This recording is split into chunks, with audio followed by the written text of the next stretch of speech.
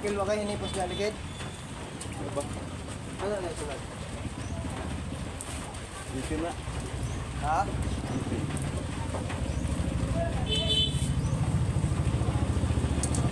Gamit ng ginakuan nga ligid.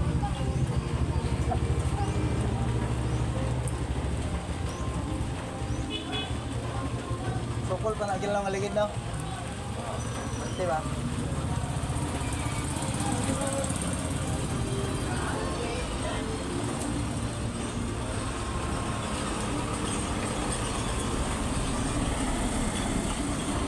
Oh, trans.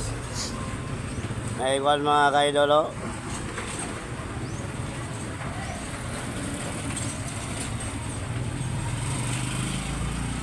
Muna yung dandol, mga na-flat dol. Oo, mga hinungdan o nga nung na-flat mga kaidol. Kung gis naman tong na mga sakyanan pabulkit, ano lang mo diri sa kuwan? Kaning o entrance na rin pipi mga kaidol kay grabe kabuutan kayo yung vulcanizing mga kaidol. Maningkamot gina siya nga makuha ang tunok mga kaidol. Haso lang makapabulkit ka kuwan mga kaidol, kanang tapulan kanang bulkit ka bulkit lang dili susihon ang ligid og naday tunok nga nakatapak. Abot din mo sa unan maplat abot na. Oh, grabe kalangan nimo pero karon mga kaidol buutan mga kaidol iyag yung sukit-sukit ang ligid mga kaidol na mo ni dahilan na mga kaidol. Ah, gamay kayo. Oh, Michael lang sa kalam, idol. Oh, pangalan na ni Michael. Ito gwapo. Oh, na matso pa gyud kay kuan man.